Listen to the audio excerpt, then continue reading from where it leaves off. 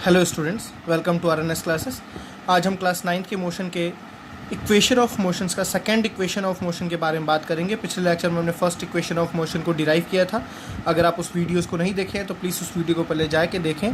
First equation of motion क्या था, derivation क्या था। चलिए सेकेंड इक्वेशन ऑफ मोशन पे आते हैं students. Second equation of motion basically क्या है, s is equals to u t plus half a t square, s is equals to u t plus half a t square. ठीक है, चलिए एक condition पहले हम लेते हैं। Let consider a body moving with initial velocity u। एक बॉडी है, उसकी इनिशियल वेलोसिटी क्या दे रखी है स्टूडेंट्स, u, इनिशियल वेलोसिटी, ठीक है, u with constant acceleration a। उसका एक्सेलरेशन कितना है, a। आफ्टर टाइम t, कुछ टाइम t के बाद, आफ्टर टाइम t, वैल्यूज़ को, सिम्बल्स को याद रखना ज़रूरी है। It's final velocity becomes v। इसकी फाइनल वेलोसिटी कितनी हो गई, ठीक है स्टूडेंट्स, यहाँ तक बातें आई।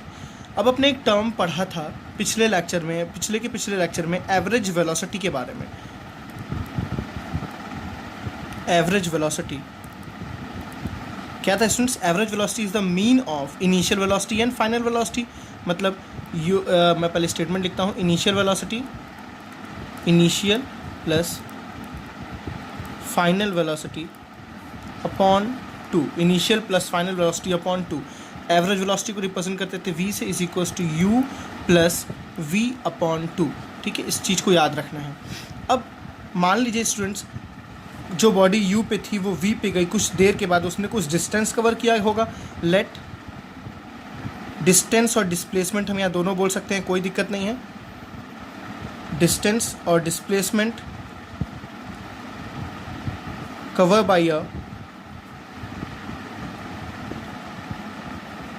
बॉडी बी एस, हम इसको क्या मानते हैं, एस। ठीक है ना। तो students, according to the definition of average velocity हम बोल सकते हैं वेलोसिटी इज इक्वल्स टू क्या होता है, डिस्प्लेसमेंट अपॉन टाइम। तो जो एवरेज वेलोसिटी वो हो जाएगा, क्या हो जाएगा, डिस्प्लेसमेंट अपॉन टाइम, या डिस्टेंस भी बोल सकते हैं इसको। ठीक है ना, एवरेज वेलोसिटी को डिस्प्लेसमेंट या डिस्टेंस अपॉन टाइम। तो यहाँ से स्टूडेंट्स अगर हम डिस्टेंस की वैल्यू निकालें, मैं डिस्टेंस ही के काम आपको कर रहा हूँ, ठीक है ना। अगर यहाँ से डिस्टेंस कैलकुलेट करें तो डिस्टेंस कितना आ गया स्टूडेंट्स, देखिए distance is equals to velocity into time, मतलब एवरेज वेलोसिटी इनटू टाइम। समझ आ रहा ना। तो distance is equals to average velocity, average velocity into time. बहुत इंपॉर्टेंट है, आपको सही तरीके से डेफिनेशंस को याद रखना। और प्लीज़ डेरिवेशन काफ़ी ज़्यादा इंपॉर्टेंट है, न्यूमेरिकल से ज़्यादा यहाँ पे इस चैप्टर के लिए डेरिवेशन इंपॉर्टेंट है। ठीक है ना। चलिए डिस्टेंस को हमने किससे रिप्रेजेंट किया स्टूडेंट्स, स्मॉल एस से।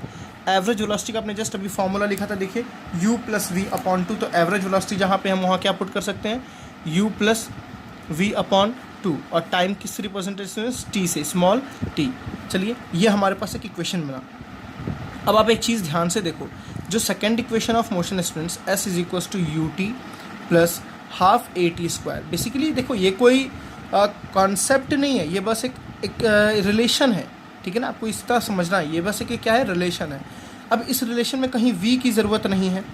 आप देखो ध्यान से, इस इक्वेशन में कहीं भी v की ज़रूरत नहीं है। तो हमें यहाँ से क्या करना पड़ेगा, इस वैल्यू में से v को क्या करना पड़ेगा स्टूडेंट्स, हटाना पड़ेगा।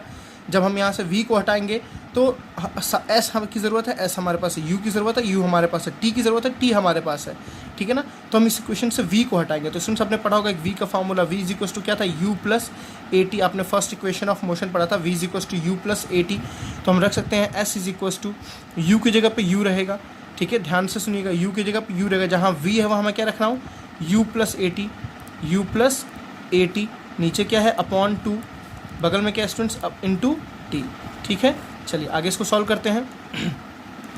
s is equals to u plus u कितना हो गया students, 2u plus a t upon 2, साथ में क्या है t। अब मैं इस t को स्टूडेंट्स दोनों से मल्टीप्लाई कर दे रहा। तो s इज इक्वल्स टू कितना आ जाएगा, देखिए 2u इंटू टी कितना हो जाएगा, 2ut। ठीक है, प्लस यहाँ क्या हो जाएगा, ए टी स्क्वायर अपॉन नीचे कितना हो गया स्टूडेंट्स 2। अब आपको पता होगा ये 2 दोनों में डिवाइड हो सकता है, दोनों में जा सकता है। तो s की वैल्यू कितनी आएगी, 2ut upon 2 plus a t square upon 2।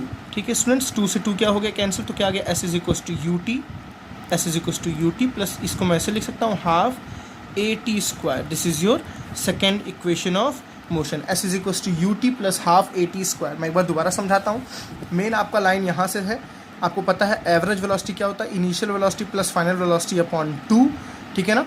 फिर हमने डिस्टेंस का कॉन्सेप्ट लाया, डिस्टेंस इक्वल टू हम लिख सकते हैं average velocity into time, distance equal to लिख सकते हैं एवरेज वेलोसिटी इंटू टाइम, समझ आ रहा है ना। तो एवरेज वेलोसिटी कितना है, u plus v by two, time की वैल्यू टी है, एस ऐसे ही है, ठीक है।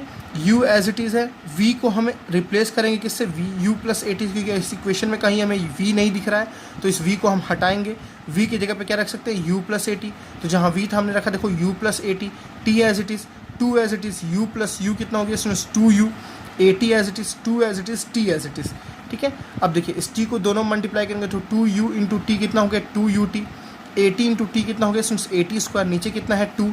अब ये 2 इससे भी डिवाइड हो रहा है, ये 2 इससे भी डिवाइड हो रहा है, तो कैसे लिख सकते हैं 2ut अपॉन 2 और 80 स्क्वायर अपॉन 2, 2 से 2 कैंसिल हो गया, इसमें क्या बचा 80 सॉरी ut, और यहाँ क्या हो गया हाफ 80 स्क्वायर। तो this is a second equation of motion, s is equal to ut plus half 80 square. I think आपको ये अच्छे से समझ